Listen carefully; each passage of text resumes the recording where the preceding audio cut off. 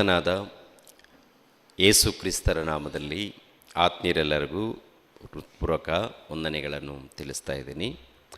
ಸಭೆಗೂ ಸಂಸ್ಥೆಗಳಿಗೂ ಇರುವ ವ್ಯತ್ಯಾಸವೇನು ಎಂಬ ಅಂಶವನ್ನು ನಿಮ್ಮೊಟ್ಟಿಗೆ ಮಾತನಾಡ್ತಾ ಇದ್ದೀನಿ. ಸಭೆಗೂ ಸಂಸ್ಥೆಗಳಿಗೂ ಇರುವ ವ್ಯತ್ಯಾಸವೇನು? ಇದು ಕೂಡ M1 ಪರೀಕ್ಷೆ ಬರೆಯುವಂಥ ವಿದ್ಯಾರ್ಥಿಗಳಿಗೆ, ಸೇವಕರಿಗೆ ಒಂದು ಪ್ರಾಮುಖ್ಯವಾದಂಥ ಅಂಶ ಇದು. ಎರಡನೇದಾಗಿ ಪ್ರತಿಯೊಬ್ಬರು ಕೂಡ ಕಲಿಯಬೇಕಾದಂಥ ಅಂಶ. ಯೇಸು ಕ್ರಿಸ್ತರು ಪ್ರೀತಿ ಸ್ವರೂಪನು, ಕರುಣಾಸಾಗರನು, ನಮ್ಮನ್ನು ಕಾಪಾಡುವಾತನು, ನಮ್ಮನ್ನು ಕನಿಕರಿಸುವಾತನು, ನಮ್ಮನ್ನು ಕರೆಯುವಾತನು. ಇವೆಲ್ಲ ನಾವು ಕಲ್ತಿರುವಂಥ ವಿಷಯ, ತಿಳ್ಕೊಂಡಿರುವಂಥ ವಿಷಯ, ಹೌದಲ್ವ? ದೇವರು ನಮ್ಮನ್ನು ಕಾಪಾಡ್ತಾರೆ, ದೇವರು ನಮ್ಮನ್ನು ನಡೆಸ್ತಾರೆ, ಕನಿಕರಿಸ್ತಾರೆ. ಇದು ಖಂಡಿತ. ನಾವು ದೇವರಿಗೆ ವಿಧೇಯರಾಗಿ ಒಳಪಟ್ಟು ಯಥಾರ್ಥವಾಗಿ ನಡ್ಕೊಂಡಾಗ ಖಂಡಿತವಾಗಿ ದೇವರು ಜೊತೆಯಾಗಿದ್ದು ಕಾಪಾಡ್ತಾರೆ. ದೇವರು ಕೈ ಬಿಡಲ್ಲ. ನಮ್ಮ ಜೀವನದಲ್ಲಿ ಶೋಧನೆಗಳು, ಹಿಂಸೆಗಳು, ಒಂದು ರೀತಿಯಲ್ಲಿ ತೊಂದರೆಗಳು, ಬಾಧೆಗಳು ಬರ್ತಾ ಇರುತ್ತೆ. ಸುಖನೂ ಇರುತ್ತೆ, ತೊಂದರೆಗಳು ಕೂಡ ಇರುತ್ತೆ ನಮ್ಮ ಜೀವನದಲ್ಲಿ. ಅಂದರೆ ಸಾಯೋವರೆಗೂ ಕಷ್ಟ ಸುಖ ಅನ್ನೋದು ಬರ್ತಾ ಇರುತ್ತೆ, ಹೋಗ್ತಾ ಇರುತ್ತೆ. ಇದರ ಬಗ್ಗೆ ಚಿಂತೆ ಮಾಡ್ಕೊಂಡು ಇರ್ಕೂಡ್ದು. ನಮ್ಮ ಜೀವನ, ನಮ್ಮ ಸಂಸಾರ, ನಮ್ಮ ಕುಟುಂಬ ಇದು ಅಲ್ಲ. ಈ ಜೀವಿತ ಕಾಲದಲ್ಲಿ ನಾವು ನಿತ್ಯ ಜೀವವನ್ನು ಪಡೆಯೋದಕ್ಕೆ ನಾವು ಏನು ಮಾಡ್ತಾ ಇದ್ದೀವಿ ಅನ್ನೋದು ಬೇಕು. ಅರ್ಥ ಆಗುತ್ತೆ ಪ್ರಿಯರೇ? ಪ್ರಾರ್ಥನೆಗೆ ಬರ್ತಾ ಇದ್ದೀವಿ, ಆರಾಧನೆ ಮಾಡ್ತಾ ಇದ್ದೀವಿ, ದೇವರನ್ನ ತಿಳ್ಕೊಳ್ತಾ ಇದ್ದೀವಿ ಅಂದರೆ ಮುಖ್ಯವಾದದ್ದು ಏನು ಗೊತ್ತಾ? ಪ್ರಾಮುಖ್ಯವಾದದ್ದು ನಾವು ಹೇಗಾದರೂ ಮಾಡಿ ನಿತ್ಯ ಜೀವವನ್ನು ಪಡಿಬೇಕು. ಯಾವುದನ್ನು ಪಡಿಬೇಕು? ನಿತ್ಯ ಜೀವವನ್ನು ಪಡಿಬೇಕು. ಈ ಲೋಕದಲ್ಲಿ ಹೋರಾಟಗಳು, ಹಿಂಸೆಗಳು, ಶೋಧನೆಗಳು, ತೊಂದರೆಗಳು ಬಂದಾಗ ಅಲ್ಲೇ ನಿಂತಿರ್ತೀವಿ. ಅದಿಷ್ಟರಲ್ಲಿ ಕಂಗಾಲಾಗ್ತಾ ಇರ್ತೀವಿ. ಏನಪ್ಪ ನಮ್ಮ ಸಮಸ್ಯೆಗಳು ಪರಿಹಾರ ಆಗ್ತಾ ಇಲ್ವಲ್ಲ ಅಂಥೇಳಿ ಅದಿಷ್ಟರಲ್ಲಿ ಇದ್ದು ಕೆಲವು ಟೈಮಲ್ಲಿ ಏನ್ರಿ ಆತ್ಮಿಕವಾಗಿ ಮುಂದೆ ಹೆಜ್ಜೆ ಹಾಕೋದಕ್ಕೆ ಇಷ್ಟಪಡ್ತಾ ಇರಲ್ಲ. ಸೋತೋಗ್ತಾ ಇರ್ತೀವಿ, ದೇವರಿಂದ ದೂರವಾಗ್ತಾ ಇರ್ತೀವಿ. ಯಾವುದೇ ಕಾರಣಕ್ಕೂ ಪ್ರಿಯರಾದ ದೇವರ ಮಕ್ಕಳಿರ, ನಾವು ದೇವರಿಂದ ದೂರ ಆಗಬಾರ್ದು. ದೇವರ ಆಲೋಚನೆಯಿಂದ ನಾವು ದೂರ ಇರ್ಕೊಡೋದು. ದೇವರ ಆಲೋಚನೆಯಲ್ಲಿ, ಪ್ರಾರ್ಥನೆಯಲ್ಲಿ, ಧ್ಯಾನದಲ್ಲಿ ಯಾವಾಗಲೂ ಇರಬೇಕು. ನಮ್ಮ ಗುರಿ ದೇವರು, ನಮ್ಮ ಗುರಿ ಪರಲೋಕ ಪ್ರತಿಯೊಬ್ಬರದು. ನೋಡಿ, ಇವಾಗ ಸಭೆಗೂ ಸಂಸ್ಥೆಗಳಿಗೂ ಇರುವ ವ್ಯತ್ಯಾಸವೇನು? ಪ್ರಿಯರಾದ ದೇವರ ಮಕ್ಕಳಿರ, ಸಭೆ ಇದೆ, ದೇವರ ಸಭೆ, ಯೇಸು ಕ್ರಿಸ್ತನ ಸಭೆ. ಬೈಬಲಲ್ಲಿ ನಾವು ನೋಡ್ತೀವಿ, ಪ್ರಭು ಹೇಳ್ತಾರೆ ತನ್ನ ಶಿಷ್ಯರಿಗೆ, ಪೇತ್ರನೇ ನೀನು ಬಂಡೆ, ಈ ಬಂಡೆ ಮೇಲೆ ನನ್ನ ಸಭೆಯನ್ನು ನಾನು ಕಟ್ಟುವೆನು ಅಂತ ಹೇಳ್ತಾರೆ. ಅಂದಾಗ ಸಭೆಗೋಸ್ಕರ ರಕ್ತವನ್ನು ಸುರಿಸ್ತಾರೆ, ಸಭೆಗೋಸ್ಕರ ಪ್ರಾಣವನ್ನು ತ್ಯಾಗ ಮಾಡ್ತಾರೆ, ಸಭೆಗೋಸ್ಕರ ತಮ್ಮ ಜೀವಿತವನ್ನು ಅರ್ಪಣೆ ಮಾಡ್ತಾರೆ, ಸಭೆಯನ್ನು ಕಾಪಾಡಿಕೊಳ್ಳೋದಕ್ಕೆ. ಸಭೆ ಅಂದಾಗ 4 ಗೋಡೆಗಳಲ್ಲ, ಸಭೆ ಅಂದಾಗ ಒಂದು ಮಂದಿರ ಅಲ್ಲ. ಈ ಮಂದಿರ ದೇವರ ಸಭೆಯಾಗಿರುವಂಥ ನಾವೆಲ್ಲರೂ ಸೇರೋದಕ್ಕೆ, ದೇವರ ವಾಕ್ಯವನ್ನು ಕಲಿಯೋದಕ್ಕೆ. ಯಾವುದೇ ಕಾರಣಕ್ಕೂ ದೇವರ ಸಭೆಯಿಂದ ನಾವು ದೂರ ಆಗಬಾರ್ದು. ದೇವರ ಸಭೆಗೆ ಹೋಗ್ತಾ ಇರಬೇಕು, ಸಹವಾಸದಲ್ಲಿರಬೇಕು. ಇವಾಗ ನೋಡಿ ಪ್ರಿಯರೇ, ದೇವರ ಸಭೆಗಳು ಅಂತ ಹೇಳಿ ಸುಮಾರು ಸಂಸ್ಥೆಗಳು ಕರೆಯಲ್ಪಡ್ತಾ ಇದೆ. ಪ್ರಪಂಚ ದೇಶದಲ್ಲಿ ಇವಾಗ ಎಷ್ಟು ಸಂಸ್ಥೆಗಳಿದೆ ಗೊತ್ತಾ? ಡಿನಾಮಿನೇಷನ್ಗಳು ಎಷ್ಟಿದೆ ಗೊತ್ತಾ ಪ್ರಿಯರೇ?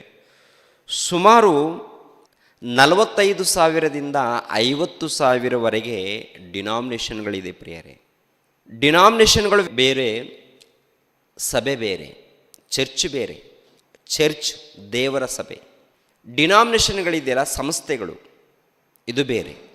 ಮನುಷ್ಯರ ಮೂಲಕ ಸ್ಥಾಪಿತವಾಗಿರುವಂಥದ್ದು ಸಂಸ್ಥೆಗಳು. ಯೇಸು ಕ್ರಿಸ್ತರ ಮೂಲಕ ಸ್ಥಾಪಿತವಾಗಿರುವಂಥದ್ದು ಸಭೆ. ಹೌದಲ್ವಾ? ಯೇಸು ಕ್ರಿಸ್ತರ ಮೂಲಕ ಏನು ಸ್ಥಾಪನೆಯಾಗಿದೆ? ಸಭೆ ಸ್ಥಾಪನೆಯಾಗಿದೆ. ಮನುಷ್ಯರ ಮೂಲಕ ಏನು ಸ್ಥಾಪನೆ ಆಗ್ತಾ ಇದೆ ಗೊತ್ತಾ? ಸಂಸ್ಥೆಗಳು ಸ್ಥಾಪನೆಯಾಗಿದೆ. ಯೇಸು ಕ್ರಿಸ್ತರ ಮೂಲಕ ಸಭೆ ಸ್ಥಾಪನೆಯಾಗಿರುವಾಗ ಆ ಸಭೆಯನ್ನು ಅಭಿವೃದ್ಧಿಪಡಿಸೋದಕ್ಕೆ ಅಪೋಸ್ತಲರು ಬಹಳ ಶ್ರಮೆಪಟ್ಟಿದ್ದಾರೆ, ಬಹಳ ಪ್ರಯಾಸಪಟ್ಟಿದ್ದಾರೆ. 1ನೇ ಶತಮಾನದಲ್ಲಿ ಅನೇಕ ಭಿನ್ನವಾದಂಥ ಸಭೆಗಳು ಕೂಡ ಬಂದಿದೆ, ತಿಳ್ಕೊಳ್ಳೋಣ. ಇವು ನೋಡಿ, ಯೇಸು ಕ್ರಿಸ್ತರ ಸಭೆ 1ನೇ ಶತಮಾನದಲ್ಲಿ ಸ್ಥಾಪನೆ ಆದಮೇಲೆ ಸಭೆ ಅಭಿವೃದ್ಧಿಯಾಗುತ್ತೆ. ಎರಡನೇದಾಗಿ ಶ್ರಮೆ ಸಂಕಟಗಳು ಸಭೆಗೆ ಉಂಟಾಗುತ್ತೆ. ಕ್ರಿಸ್ತ ಶಕ 313ರಲ್ಲಿ ರೋಮನ್ ಕಥೋಲಿಕ್ ಸಂಸ್ಥೆ ಸ್ಥಾಪನೆ ಆಗುತ್ತೆ. ಒಂದು ಸಾರಿ ಒಂದು ಫಸ್ಟ್ ಇಮೇಜನ್ನು ಒಂದು ಸಾರಿ ತೋರಿಸಪ್ಪ. ಕ್ರಿಸ್ತ ಶಕ ಎಷ್ಟನೇ ಶತಮಾನದಲ್ಲಿ? 313ರಲ್ಲಿ ಕಾನ್ಸ್ಟೆಂಟ್ ಎಂಬ ಈತನು ಅಧಿಕಾರಕ್ಕೆ ಬರ್ತಾರೆ. ಅಧಿಕಾರಕ್ಕೆ ಬಂದ ಮೇಲೆ ಯೇಸು ಕ್ರಿಸ್ತರನ್ನು ಅಂಗೀಕರಿಸ್ತಾರೆ. ಅಂಗೀಕರಿಸಿದ ಮೇಲೆ ಆಮೇಲೆ ಕ್ರೈಸ್ತರ ಮಧ್ಯದಲ್ಲಿ ಬಹಳ ಹಿಂಸೆಗಳು, ಬಹಳ ಶ್ರಮೆಗಳು, ಸಂಕಟಗಳು ನಡೀತಾ ಇರುತ್ತೆ. ಯಾವಾಗ ಈ ಕಾನ್ಸ್ಟೆಂಟ್ ಎಂಬುವಂಥ ಈತನು ಯೇಸು ಕ್ರಿಸ್ತರನ್ನು ನಂಬಿಕೊಳ್ತಾರೋ ಆಗ ಕ್ರೈಸ್ತರಿಗೆ ಒಂದು ಸ್ವಾತಂತ್ರ್ಯವನ್ನು ಕೊಡುವಂಥದ್ದು ನೋಡ್ತೀವಿ. ಅದಕ್ಕಿಂತ ಮುಂಚಿತವಾಗಿ ಒಂದು ರೀತಿಯಲ್ಲಿ ದಾಸರಾಗಿ, ಅಂದರೆ ಆಗಿನ ಕಾಲದಲ್ಲಿ ರೋಮ ಸಾಮ್ರಾಜ್ಯ ಪರಿಪಾಲನೆಯಲ್ಲಿ ಇತ್ತು. ಪ್ರಪಂಚವನ್ನು ಆಳ್ವಿಕೆ ಮಾಡ್ತಾ ಇತ್ತು. ಈ ಆಳ್ವಿಕೆ ಮಾಡುವಂಥ ಕಾಲದಲ್ಲಿ ಎರಡನೇದಾಗಿ ಚಿತ್ರಹಿಂಸೆ ಕೊಡುವಂಥದ್ದು ಯಾರಿಗೆ? ಕ್ರೈಸ್ತರಿಗೆ. ಯಾವಾಗ ಕಾನ್ಸ್ಟೆಂಟ್ ಎಂಬುವಂಥ ಈತನು ಅಧಿಕಾರಕ್ಕೆ ಬರ್ತಾರೋ, ಬಂದ ಮೇಲೆ ಯೇಸು ಕ್ರಿಸ್ತರನ್ನು ಅಂಗೀಕರಿಸ್ತಾರೆ. ಅಂಗೀಕರಿಸಿದ ಮೇಲೆ ಕ್ರೈಸ್ತರಿಗೆ ಸ್ವಾತಂತ್ರ್ಯವನ್ನು ಕೊಡುವಂಥದ್ದು. ಕ್ರೈಸ್ತರ ತಂಟೆಗೆ ಯಾರು ಹೋಗಬಾರ್ದು, ಇನ್ಮೇಲೆ ಯಾರು ಮುಟ್ಟಬಾರ್ದು, ಯಾರು ಅವ್ರನ್ನ ಹಿಂಸೆ ಕೊಡಬಾರ್ದು ಅಂತೇಳಿ ಒಂದು ಅಧಿಕೃತವಾದಂಥ ಒಂದು ಆಜ್ಞೆ ಕೊಟ್ಟಾಗ ಅವಾಗ ಅವರ ಮಧ್ಯದಲ್ಲಿ ಶ್ರಮೆಗಳು ಕಡಿಮೆ ಆಗುತ್ತೆ ರೀ. ಆಮೇಲೆ ಅವರ ಮಧ್ಯದಲ್ಲಿ ಸಂಸ್ಥೆ ಸ್ಥಾಪನೆ ಆಗುವಂಥದ್ದು. ಏನು ಸಂಸ್ಥೆ? Roman Catholic. ಅಂದರೆ ರೋಮನರು ಅವರ ಆಳ್ವಿಕೆಯಲ್ಲಿ ಇಲ್ಲ ಹಿರಿಯರು ಅಧಿಕಾರಿಗಳಿರ್ತಾರಲ್ಲ, ಅವ್ರ ಮೂಲಕ ಒಂದು ಸಭೆ ಅಂದರೆ ಸಂಸ್ಥೆ ಸ್ಥಾಪನೆ ಮಾಡ್ತಾರೆ. ಸಭೆ ಆಲ್ರೆಡಿ 1ನೇ ಶತಮಾನದಲ್ಲಿ ಯೇಸು ಕ್ರಿಸ್ತರ ಮೂಲಕ ಸ್ಥಾಪನೆಯಾಗಿದೆ. ಇವರು ಪ್ರತ್ಯೇಕವಾದಂಥ ಒಂದು ಸಂಸ್ಥೆಯನ್ನು ಸ್ಥಾಪನೆ ಮಾಡ್ಕೊಳ್ತಾರೆ. ಏನ್ರಿ, ಅದು ಬೆಳೀತಾ ಬೆಳೀತಾ ಅಭಿವೃದ್ಧಿ ಆಗುತ್ತೆ. ಅಭಿವೃದ್ಧಿ ಆಗುವಂಥ ಕಾಲದಲ್ಲಿ ಕ್ರಿಸ್ತ ಶಕ 10ನೇ ಶತಮಾನದಲ್ಲಿ, ಕ್ರಿಸ್ತ ಶಕ ಏನ್ರಿ 1054ರಲ್ಲಿ ದೊಡ್ಡ ವಿಭಜನೆ ಆಗುತ್ತಂತೆ. ಅಂದರೆ ಈ ಕ್ರೈಸ್ತರ ಸಮಾಜದಲ್ಲಿ ಇಲ್ಲಾಂದರೆ ಸಂಸ್ಥೆಗಳ ಮಧ್ಯದಲ್ಲಿ ಬಹಳ ವಿಭಜನೆ. ಕೆಲವು ಸಂಸ್ಥೆಗಳು ಅಲ್ಲಿ ಕೂಡ ಪ್ರಾರಂಭವಾಗುತ್ತೆ. ಆಮೇಲೆ ಮತ್ತೊಂದು ಇಮೇಜ್ ಆಗಪ್ಪ, ಎರಡನೇದು ಇದರಲ್ಲಿ ಗಮನಿಸಬೇಕು. ಕ್ರಿಸ್ತ ಶಕ 1517ರಲ್ಲಿ ಇಲ್ಲಿ ಕೂಡ ದೊಡ್ಡ ಬದಲಾವಣೆ ಆಗುತ್ತೆ. ಎರಡನೇದಾಗಿ ಪ್ರೊಟೆಸ್ಟೆಂಟ್ ಎಂಬುವಂಥ ಒಂದು ಸಂಸ್ಥೆ ಪ್ರಾರಂಭವಾಗುತ್ತೆ. ಅದಕ್ಕಿಂತ ಮುಂಚಿತವಾಗಿ ರೋಮನ್ ಕಥೋಲಿಕ್ ಇರುತ್ತಲ್ವ, ಇವರೇ ಪರಿಪಾಲನೆ ಮಾಡ್ತಾ ಇರ್ತಾರೆ, ಸಭೆಗಳನ್ನು ಇಲ್ಲ ಸಂಸ್ಥೆಗಳನ್ನು ಆಳ್ವಿಕೆ ಮಾಡ್ತಾ ಇರ್ತಾರೆ. ಇದು ಅವ್ರ ಮೂಲಕ ನಡೆಯುವಂಥ ಒಂದು ಸಂಸ್ಥೆಗಳು. ಆನಂತರ ಕ್ರಿಸ್ತ ಶಕ 1517ರಲ್ಲಿ ಪ್ರೊಟೆಸ್ಟೆಂಟ್ ಎಂಬುವಂಥದ್ದು ಸಂಸ್ಥೆ ಅವಾಗ ಪ್ರಾರಂಭವಾಗುತ್ತೆ. ಮಾರ್ಟಿನ್ ಲೂಥರನ್ ಎಂಬುವಂಥ ಈತನ ಮೂಲಕ ಇದು ಸ್ಥಾಪನೆಯಾಗುವಂಥದ್ದು ನಾವು ನೋಡ್ತೀವಿ ಪ್ರಿಯರೇ. ಆಮೇಲೆ ಮತ್ತೆ ಕೆಲವು ವರ್ಷಗಳಾದಮೇಲೆ, ಅಂದರೆ ಕ್ರಿಸ್ತ ಶಕ 1600ರಲ್ಲಿ ಈ ಸಂಸ್ಥೆಗಳು, ಈ ಮಧ್ಯಕಾಲದಲ್ಲಿ ಕೆಲವು ಸಂಸ್ಥೆಗಳು ಉಂಟಾಗುತ್ತೆ. ಇದರಲ್ಲಿ ಪ್ರಾಮುಖ್ಯವಾದಂಥ ಸಂಸ್ಥೆಗಳು ನೋಡುವಾಗ ಬ್ಯಾಪ್ಟಿಸ್ಟ್ ಚರ್ಚು, ಎರಡನೇದಾಗಿ ಮೆಥೋಡಿಸ್ಟ್ ಚರ್ಚ್ಗಳು ಕೂಡ ಯಾವಾಗ ಸ್ಟಾರ್ಟ್ ಆಗುತ್ತೆ ಅಂತ ನೋಡುವಾಗ ಕ್ರಿಸ್ತ ಶಕ 1600ರಿಂದ ಕ್ರಿಸ್ತ ಶಕ 1800 ಈ ಮಧ್ಯಕಾಲದಲ್ಲಿ ಇವು ಪ್ರಾರಂಭವಾಗ್ತದೆ. ಮೆಥೋಡಿಸ್ಟ್ ಚರ್ಚಿಗೆ ಜಾನ್ ವೇಸ್ಲಿ ಎಂಬುವಂಥ ಇವರು ಸಂಸ್ಥೆಗಳನ್ನು ಸ್ಥಾಪನೆ ಮಾಡೋದಕ್ಕೆ ಉದ್ದೇಶ ಬಹಳ ಒಳ್ಳೆಯದಿರುತ್ತೆ. ಆದರೆ ಬರ್ತಾ ಬರ್ತಾ ಏನಾಗಿದೆ, ಎಲ್ಲಿಗೆ ತಗೊಂಡು ಹೋಗ್ತಾ ಇವೆ ಈ ಸಂಸ್ಥೆಗಳು, ಎಲ್ಲಿಗೆ ನಡೆಸ್ತಾ ಇವೆ? ಪರಲೋಕಕ್ಕೆ ನಡೆಸುವಂಥ ಸಂಸ್ಥೆಗಳಾಗಿವೆಯಾ ಅಥವಾ ದಾರಿ ತಪ್ಪಿಸುವಂಥ ಸಂಸ್ಥೆಗಳಾಗಿದೆಯಾ ಎನ್ನುವಂಥದ್ದನ್ನು ನಾವು ವಾಕ್ಯದ ಮೂಲಕ ಪರಿಶೋಧನೆ ಮಾಡಬೇಕಾಗಿದೆ ಇವತ್ತು. ಯಾಕೆಂದರೆ ನಮ್ಮ ಆತ್ಮಗಳಿಗೆ ಜವಾಬ್ದಾರಿಗಳು ನಾವೇ. ನಮ್ಮ ಆತ್ಮಗಳನ್ನು ಕಾಪಾಡಿಕೊಳ್ಬೇಕಾದ್ರೆ ಯಾರನ್ನೋ ನಂಬಿಕೊಂಡು ಕುಳಿತುಕೊಂಡ್ರೆ ಕಾಪಾಡಲ್ಪಡಲ್ಲ. ನಿಮ್ಮ ಆತ್ಮಗಳಿಗೆ ಜವಾಬ್ದಾರನು ನೀವು. ಆದ್ದರಿಂದ ಗಮನಿಸಿರಿ ಪ್ರಿಯರ ದೇವ್ರ ಮಕ್ಕಳಿರ. ನೆಕ್ಸ್ಟ್ ಆಮೇಲೆ ಮತ್ತೊಂದು ನೋಡೋಣ. ಕ್ರಿಸ್ತ ಶಕ 1900ರಲ್ಲಿ ಸುಮಾರು ಕಮ್ಮಿ ಅಂದ್ರೂ ಆ ವರ್ಷದಲ್ಲಿ ಏನಪ್ಪ ಅಂದರೆ ಸುಮಾರು ಒಂದು 2000 ಸಂಸ್ಥೆಗಳು ಹುಟ್ಕೊಳ್ಳುತ್ತಾರೆ. ಎಷ್ಟು ಸಾವಿರ? 2000 ಸಂಸ್ಥೆಗಳು.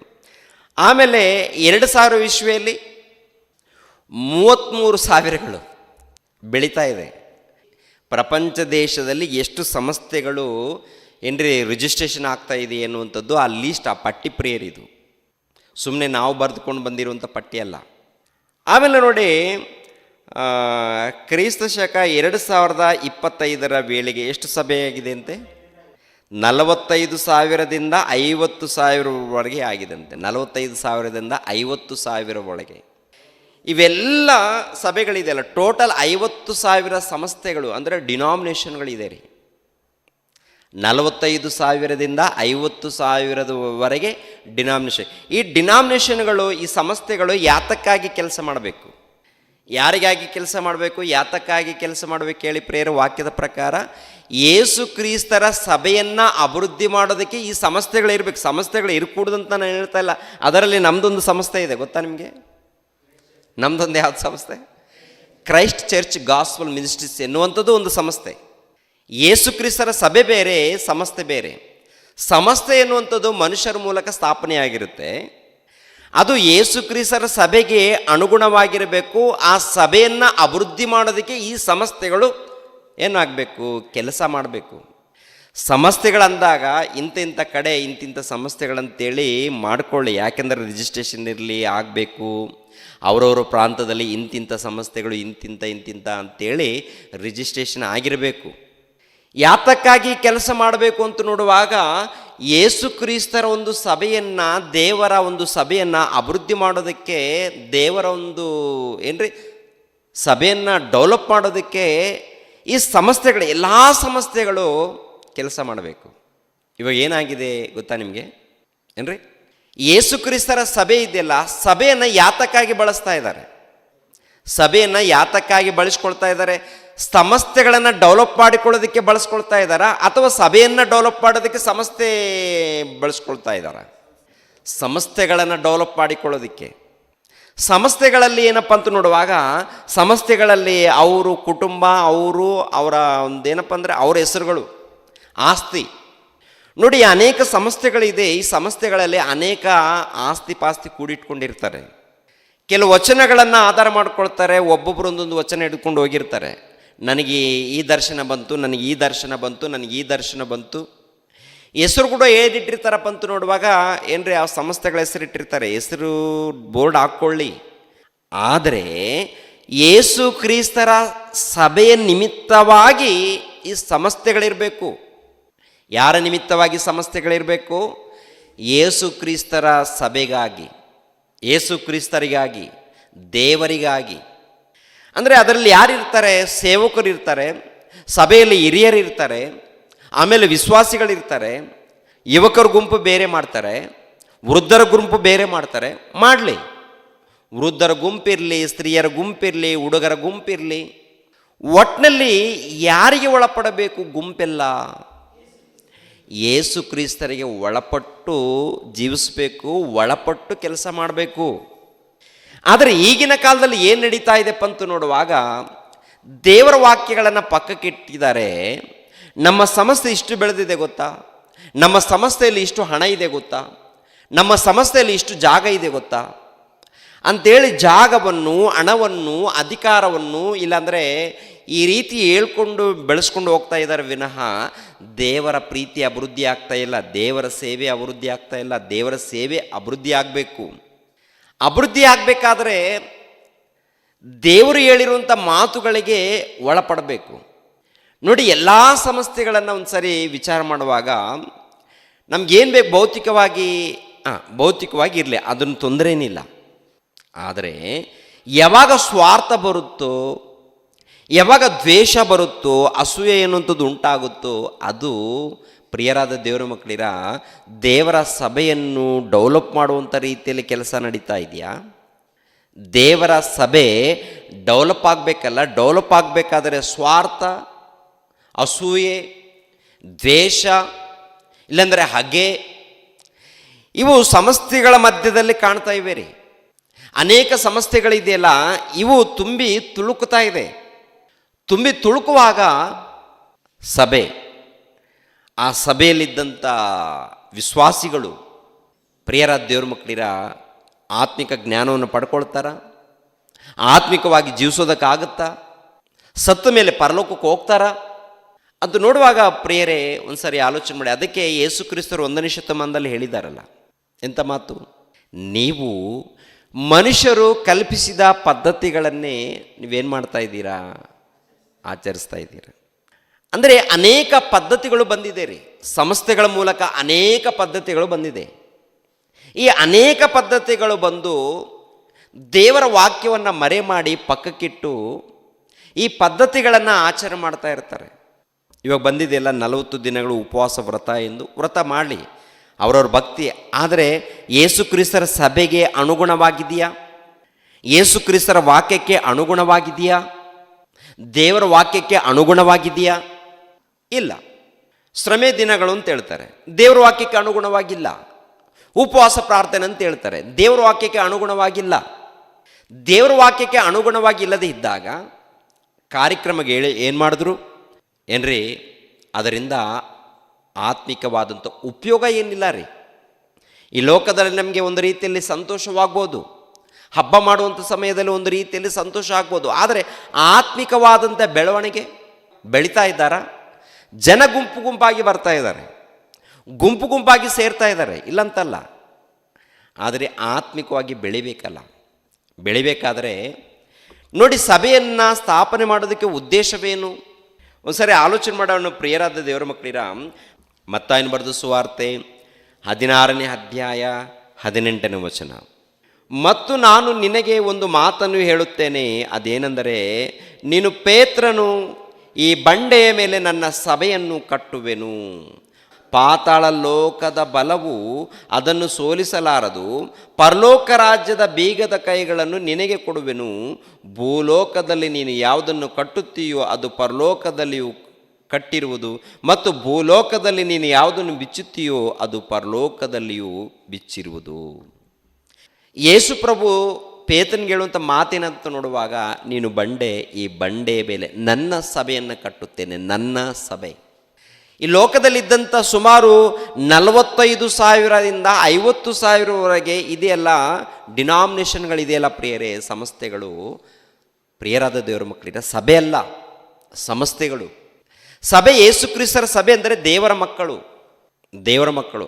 ಎಲ್ಲ ಸಂಸ್ಥೆಗಳು ಯಥಾರ್ಥವಾಗಿ ಯೇಸು ಕ್ರಿಸ್ತರಿಗೆ ಒಳಪಟ್ಟು ಸಭೆಗೋಸ್ಕರ ಕೆಲಸ ಮಾಡಬೇಕು, ಸಭೆಯನ್ನು ಅಭಿವೃದ್ಧಿ ಮಾಡೋದಕ್ಕೆ. ಇವಾಗ ಯೇಸು ಪ್ರಭು ಏನು ಮಾಡಿದ್ದಾರೆ ಪತ್ತು ನೋಡುವಾಗ, ಸಭೆಗೋಸ್ಕರ ಪ್ರಾಣ ತ್ಯಾಗ ಮಾಡಿದ್ದಾರ. ಸಭೆ ಅಂದರೆ ಪ್ರಜೆಗಳು, ಭಕ್ತರು, ಹೌದಲ್ವ? ಸಭೆಗೋಸ್ಕರ ಪ್ರಭು ಪ್ರಾಣ ತ್ಯಾಗ ಮಾಡಿದ್ದಾರೆ, ರಕ್ತವನ್ನು ಸುರಿಸಿದ್ದಾರೆ, ತನ್ನ ಜೀವಿತವನ್ನು ಅರ್ಪಣೆ ಮಾಡಿದ್ದಾರೆ. ಅಪೊಸ್ತಲರ ಕೃತ್ಯಗಳು 20ನೇ ಅಧ್ಯಾಯ 28ನೇ ವಚನ. ದೇವರು ಸ್ವರಕ್ತದಿಂದ ಸಂಪಾದಿಸಿಕೊಂಡ ಸಭೆಯನ್ನು ಪರಿಪಾಲಿಸುವುದಕ್ಕಾಗಿ ಪವಿತ್ರಾತ್ಮನು ನಿಮ್ಮನ್ನೇ ಆ ಹಿಂಡಿನಲ್ಲಿ ಅಧ್ಯಕ್ಷರನ್ನಾಗಿ ಇಟ್ಟಿರುವುದರಿಂದ ನಿಮ್ಮ ವಿಷಯದಲ್ಲಿ, ಎಲ್ಲ ಹಿಂಡಿನ ವಿಷಯದಲ್ಲಿಯೂ ಎಚ್ಚರಿಕೆಯಾಗಿರ್ರಿ. ದೇವರು ಸ್ವರಕ್ತದಿಂದ ಸಂಪಾದಿಸಿಕೊಂಡ ಸಭೆ. ಈ ಸಭೆ ಯಾರು ಸಂಪಾದನೆ ಮಾಡಿದ್ದಾರೆ? ಏನು ಕೊಟ್ಟು ಸಂಪಾದನೆ ಮಾಡಿದ್ದಾರೆ? ರಕ್ತವನ್ನು ಕೊಟ್ಟು, ತನ್ನ ಜೀವಿತವನ್ನು ಕೊಟ್ಟು, ತನ್ನ ಬದುಕನ್ನು ಕೊಟ್ಟು. ಯೇಸು ಕ್ರಿಸ್ತರು ತನ್ನ ಬದುಕನ್ನು ಕೊಟ್ಟು, ತನ್ನ ಜೀವಿತವನ್ನು ಕೊಟ್ಟು ಸಭೆಯನ್ನು ಸಂಪಾದನೆ ಮಾಡಿಕೊಂಡಿದ್ದಾರೆ. ಸಭೆಗೋಸ್ಕರ ತನ್ನ ಜೀವಿತವನ್ನು ಪಣವಾಗಿಟ್ಟಿದ್ದಾರೆ ಏನ್ರಿ? ಸಭೆಗೋಸ್ಕರ ತ್ಯಾಗ ಮಾಡಿದ್ದಾರೆ. ಈಗಿನ ಕಾಲದಲ್ಲಿ ಸಭೆಗೋಸ್ಕರ ತ್ಯಾಗ ಮಾಡುವಂಥ ಬೋಧಕರು, ಸೇವಕರು, ಇಲ್ಲ ವಿಶ್ವಾಸಿಗಳು, ಇಲ್ಲ ಸಂಸ್ಥೆಗಳು ಕಾಣುತ್ತಾ ಅಂತ ನೋಡುವಾಗ ಏನ್ರಿ, ಇವರ ಹೆಸರುಗಳು ಕಾಪಾಡಿಕೊಳ್ಳೋದಕ್ಕೆ, ಇವರ ಆಸ್ತಿಯನ್ನು ಕಾಪಾಡಿಕೊಳ್ಳೋದಕ್ಕೆ, ಇವರ ಆಸ್ತಿಗಳನ್ನು ಕಾಪಾಡಿಕೊಳ್ಳೋದಕ್ಕೆ ಕೆಲಸ ನಡೀತಾ ಇದೆ ರೀ. ಕೆಲವು ಸಮಯದಲ್ಲಿ ಈ ಸಂಸ್ಥೆಗಳಲ್ಲಿ ಹಣದಗೋಸ್ಕರ ಜಗಳ, ಕಾಣಿಕೆಗೋಸ್ಕರ ಜಗಳ, ತಿನ್ನೋದಕ್ಕೆ ಆಹಾರದಗೋಸ್ಕರ ಒಂದು ರೀತಿಯಲ್ಲಿ ಜಗಳ. ಪ್ರಿಯರೇ, ಒಂದು ಸರಿ ಆಲೋಚನೆ ಮಾಡಿ, ಈ ಮಾನವ ಸಮಾಜ ಅಂದರೆ ಕ್ರೈಸ್ತ ಸಮಾಜದಲ್ಲಿ ನಡೆಯುವಂಥ ಕಾರ್ಯಕ್ರಮಗಳನ್ನು ಆಲೋಚನೆ ಮಾಡುವಾಗ ದೇವರ ಪ್ರೀತಿ ಅಭಿವೃದ್ಧಿ ಆಗಬೇಕು, ದೇವರ ಜ್ಞಾನ ಅಭಿವೃದ್ಧಿ ಆಗಬೇಕು. ಅದು ಯೇಸು ಕ್ರಿಸ್ತರ ಸಭೆ. ಯೇಸು ಕ್ರಿಸ್ತರ ಸಭೆ ಎಲ್ಲ ಕಡೆ ಏನಪ್ಪ ಅಂದರೆ ಏನು ಕರೆಯಲ್ಪಡ್ತಾ ಇದೆ, ನಿಮ್ದು ಯಾವ್ದು ಸಭೆ, ನಮ್ದು ಯೇಸು ಕ್ರಿಸ್ತರ ಸಭೆನೇ ಹೇಳಬೇಕಷ್ಟೇ. ಎಲ್ಲಿ ಯಾವ ಸಮಸ್ಯೆ ಯಾವುದಂದಾಗ ಇಂಥ ಸಮಸ್ಯೆ ಅನ್ಬೋದು. ನಾವೇನು ಮಾಡ್ತಿದ್ವಿ, ಎಲ್ಲ ಕಡೆ ಏನಪ್ಪ ಅಂದರೆ ಈ ಸಭೆ ಆ ಸಭೆ ಈ ಸಭೆ ಅಂತೇಳಿ ಎಲ್ಲರೂ ಮನುಷ್ಯರು ಸ್ಥಾಪನೆ ಮಾಡಿರುವಂಥ ಸಂಸ್ಥೆಗಳನ್ನು ಹೇಳ್ಕೊಳ್ತಾ ಇರ್ತಾರೆ ವಿನಃ ಯೇಸು ಕ್ರಿಸ್ತನ ಸಭೆ. ಈ ಸಭೆಯಲ್ಲಿ, ದೇವರ ಸಭೆಯಲ್ಲಿ ಗೊಂದಲ ಇಲ್ಲ, ಕಿರಿಕಿರಿ ಇಲ್ಲ, ಸಮಾಧಾನ ಇರುತ್ತೆ. ಯಾರನ್ನು ಬಳಸ್ಕೊಳ್ಳಲ್ಲ, ಯಾರನ್ನು ಬಳಸ್ಕೊಳ್ಳೋದಕ್ಕೆ ಸಭೆ ಕೆಲಸ ಮಾಡಲ್ಲ. ಇನ್ನೊಬ್ಬರನ್ನ ಬಳಸ್ಕೊಳ್ಳೋದಕ್ಕೆ ಮನುಷ್ಯನು ಪ್ರಯತ್ನ ಮಾಡ್ತಾ ಇದ್ದಾನಂದರೆ ಸಂಸ್ಥೆಗೋಸ್ಕರ ಅದು ಸ್ವಾರ್ಥ ಮನುಷ್ಯನಲ್ಲಿ ಹುಟ್ಟಿರುತ್ತಾರೆ. ದೇವರ ಸಭೆಯಲ್ಲಿ ಬಂದ ಮೇಲೆ ಸ್ವಾತಂತ್ರ್ಯವಾಗಿರ್ತೀವಿ ಅಂದರೆ ಯೇಸು ಕ್ರಿಸ್ತರಿಗೆ ಒಳಪಟ್ಟು ದೇವರಿಗೆ ಭಯದಿಂದ ಭಕ್ತಿಯಿಂದ ನಡ್ಕೊಳ್ಬೇಕು. ಸ್ವಾತಂತ್ರ್ಯ ಇದೆ ಅಂದಮೇಲೆ ಮತ್ತೆ ಲೋಕದ ರೀತಿಯಲ್ಲಿ ನಾನು ತಿರುಗಾಡ್ತೀನಿ ಅಂತಲ್ಲ, ತಿರುಗಾಡೋದಕ್ಕೆ ಸ್ವಾತಂತ್ರ್ಯ ಕೊಟ್ಟಿದ್ದಾರಂತಲ್ಲ, ತಿರುಗಾಡೋದಕ್ಕೆ ಸ್ವಾತಂತ್ರ್ಯ ಕೊಟ್ಟಿದ್ದರೂ ನೀನು ಪರಿಶುದ್ಧನಾಗಿ ಭಕ್ತನಾಗಿ ಜೀವಿಸಬೇಕು. ಪ್ರಿಯರೇ, ಗಮನಿಸ್ರಿ, ಕೊಲೆಸದವರಿಗೆ ಬರೆದ ಪತ್ರಿಕೆ 1ನೇ ಅಧ್ಯಾಯ 17ನೇ ವಚನವನ್ನು ನೋಡಿ ಪ್ರಿಯರೇ. ಆತನು ಎಲ್ಲಕ್ಕೂ ಮೊದಲು ಇದ್ದವನು, ಆತನು ಸಮಸ್ತಕ್ಕೂ ಆಧಾರಭೂತನು, ಸಭೆಯೆಂಬ ದೇಹಕ್ಕೆ ಆತನು ಶಿರಸ್ಸು. ಸಾಕು, ಸಭೆಯೆಂಬ ದೇಹಕ್ಕೆ ಆತನು ಶಿರಸ್ಸು. ಸಭೆ ಅಂದರೆ ದೇವರ ಮಕ್ಕಳು, ಸಭೆ ಅಂದರೆ ದೇವರ ಪ್ರಜೆಗಳು. ದೇವರ ಪ್ರಜೆಗಳಾಗಿರುವಂಥ ಸಭೆ, ಈ ಸಭೆಗೆ ಶಿರಸ್ಸು ಯಾರು? ಯೇಸು ಪ್ರಭು. ಅಂದರೆ ದೇವರ ಮಕ್ಕಳಾಗಿರುವಂಥ ಎಲ್ಲರನ್ನು ಸೇರಿದರೆ ಸಭೆ. ಎಲ್ಲರನ್ನು ಸೇರಿಸಿದ ಮೇಲೆ ಮತ್ತೊಂದು ಏನಂತ ಹೇಳಿದ್ದಾರೆ ಗೊತ್ತಾ? ನನ್ನ ದೇಹ ಅಂತ ಹೇಳ್ತಾರೆ. ನನ್ನ ದೇಹ ನೀವು, ನನ್ನ ದೇಹ ನೀವು. ಪ್ರಿಯರ ದೇವ್ರ ಮಕ್ಕಳಿರ, ಸಾರ್ವತ್ರಿಕ ದೇವರ ಸಭೆಗೆ ಯಾರು ಶಿರಸ್ಸಪ್ಪ ಅಂತ ನೋಡುವಾಗ ಯೇಸು ಕ್ರಿಸ್ತರು ಶಿರಸ್ಸು. ಟೋಟಲ್ ಏನ್ರಿ, ಪ್ರಪಂಚ ದೇಶದಲ್ಲಿ ಎಲ್ಲರೂ ಅಂದರೆ ಯೇಸು ಕ್ರಿಸ್ತರನ್ನು ನಂಬಿಕೊಂಡಿರುವಂಥ ಭಕ್ತರು ಎಲ್ಲೆಲ್ಲಿದ್ದಾರೋ ಅವರೆಲ್ಲರೂ ಸೇರಿದರೆ ಸಾರ್ವತ್ರಿಕ ದೇವರ ಸಭೆ. ಎಲ್ಲರೂ ಸೇರಿದರೆ ದೇವರ ಸಭೆ, ಎಲ್ಲರೂ ದೇವರ ಮಕ್ಕಳು, ದೇವರ ಸಭೆ. ಎಲ್ಲರಿಗೂ ಶಿರಸ್ಸು ಯಾರಪ್ಪ ಅಂತ ನೋಡುವಾಗ ಏನ್ರಿ, ಯೇಸು ಕ್ರಿಸ್ತರು. ಅಂದರೆ ಟೋಟಲ್ ಭೂಲೋಕದಲ್ಲಿದ್ದಂಥ ಕ್ರೈಸ್ತರಿದ್ದಾರಲ್ಲ, ಎಲ್ಲ ಕ್ರೈಸ್ತರಿಗೆ ಶಿರಸ್ಸು. ಎಲ್ಲ ಕ್ರೈಸ್ತರನ್ನು ಸೇರಿಸಿದರೆ ಯೇಸು ಕ್ರಿಸ್ತನ ದೇಹ. ಯೇಸು ಕ್ರಿಸ್ತರ ದೇಹಕ್ಕೆ ಸಭೆ. ಆ ದೇಹವೆಂಬ ಸಭೆಗೆ ಶಿರಸ್ಸು ಪ್ರಭು. ನೋಡಿ, ಟೋಟಲ್ ಪ್ರಪಂಚ ದೇಶದಲ್ಲಿ ಎಲ್ಲರೂ ಸೇರಿದರೇ ಅದು ದೇವರ ಸಭೆ ಆಗುತ್ತೆ, ಸಾರ್ವತ್ರಿಕ ದೇವರ ಸಭೆ ಆಗುತ್ತೆ.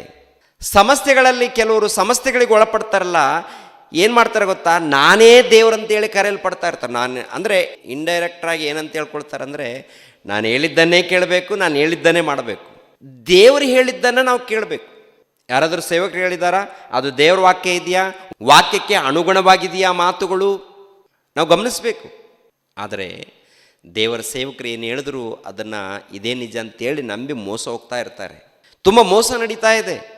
ಅದು ಮೊಟ್ಟ ಮೊದಲು ದೇವರ ಸೇವಕರು ಅಂತ ಹೇಳುವವರು ಮೊಟ್ಟ ಮೊದಲು ತಿಳ್ಕೊಳ್ಬೇಕು. ಇದು ದೇವರ ಸಭೆ, ಇದು ದೇವರ ಪ್ರಜೆಗಳು, ದೇವರ ಭಕ್ತರು, ದೇವರ ಸಭೆ, ದೇವರ ಮಕ್ಕಳವರು. ದೇವರ ಮಕ್ಕಳ ಮೇಲೆ ಅಧಿಕಾರ ನಡೆಸುವಂಥ ಏನಾದರೂ ಇದೆಯಾ ಪ್ರಿಯರೇ? ನಾವೆಲ್ಲರೂ ಸೇರಿದರೆ ಏನ್ರಿ ದೇವರಿಗೆ ಮಕ್ಕಳಾಗ್ತೀವಿ, ದೇವರ ಸಭೆ ಆಗ್ತೀವಿ. ಆ ಸಭೆಯನ್ನು ಕಾಪಾಡಿಕೊಳ್ಬೇಕಂತ ಹೇಳ್ತಾರೆ. ಆ ಸಭೆಯನ್ನು ಏನು ಮಾಡ್ಬೇಕಂತ ಹೇಳ್ತಾರೆ ಹೇಳಿ? ಕಾಪಾಡಿಕೊಳ್ಬೇಕಂತ ಹೇಳ್ತಾರೆ. ಪ್ರಿಯರ ದೇವ್ರ ಮಕ್ಕಳಿರ, ದೇವರ ಸಭೆಗೆ ಯೇಸು ಕ್ರಿಸ್ತರ ಶಿರಸ್ಸಾಗಿರುವಾಗ ಈ ಸಭೆಯಲ್ಲಿ ಏನು ಗುಣಗಳಿರುತ್ತೆ? ಗುಣಗಳು, ಮೊದಲನೇದಾಗಿ ಗುಣಗಳು ಮುಖ್ಯನಾ? ಎರಡನೇದಾಗಿ ಆ ಸಭೆಯಲ್ಲಿ ನಡೆಯುವಂಥ ಕಾರ್ಯಕ್ರಮಗಳು ಮುಖ್ಯನಾ? ಸಭೆಯಲ್ಲಿ ಗುಣಗಳು, ಸಭೆಯಲ್ಲಿ ಕಾರ್ಯಕ್ರಮಗಳು. ಮೊದಲನೇದಾಗಿ ಗುಣಗಳು, ಎರಡನೇದಾಗಿ ಕಾರ್ಯಕ್ರಮಗಳು. ನಮ್ಮ ಮಧ್ಯದಲ್ಲಿ ಒಂದಿದ್ರೆ ಒಂದಿರಲ್ಲ. ನಮ್ಮ ಮಧ್ಯದಲ್ಲಿ ಏನು ಹೇಳಿ? ಗುಣ ಇದ್ದರೆ ಕಾರ್ಯ ಇರಲ್ಲ, ಕಾರ್ಯಗಳಿದ್ದರೆ ಗುಣ ಇರಲ್ಲ. ಪ್ರಾರ್ಥನೆ ಇದ್ದರೆ ಆರಾಧನೆ ಇರಲ್ಲ, ಆರಾಧನೆ ಇದ್ದರೆ ಪ್ರಾರ್ಥನೆ ಇರಲ್ಲ. ಪ್ರಾರ್ಥನೆ ಆರಾಧನೆ ಎರಡೂ ನಡೆದ್ರೆ ದೇವರ ಸೇವೆ ಇರಲ್ಲ. ಅಂದರೆ ಎಲ್ಲೋ ಒಂದು ಕಡೆ ಮಿಸ್ ಆಗ್ತಾ ಇರ್ತೀವಿ, ಎಲ್ಲೋ ಒಂದು ಕಡೆ ಸ್ಟಾಪ್ ಆಗ್ತಾ ಇರ್ತೀವಿ, ನಿಲ್ತಾ ಇರ್ತೀವಿ, ಪರಿಪೂರ್ಣರಾಗೋದಕ್ಕೆ ಪ್ರಯತ್ನ ಮಾಡ್ತಾ ಇರಲ್ಲ. ಸಭೆಯಲ್ಲಿ ಸೇರ್ಕೊಂಡಿದ್ದೀವಿ, ದೀಕ್ಷಾಸ್ನಾನ ಪಡ್ಕೊಂಡಿದ್ದೀವಿ, ಮುಗಿತಪ್ಪ, ಏನೊಂದು ಸ್ವಲ್ಪ ಕಾಣಿಕೆ ಕೊಡೋಣ, ಹಲ್ಲೆಲೂಯ, ಜಯ ಅಂತ ಹೋಗ್ತಾ ಇರ್ತೀವಿ. ಸರಿ, ಆಲೋಚನೆ ಮಾಡಿ ಪ್ರಿಯರೇ.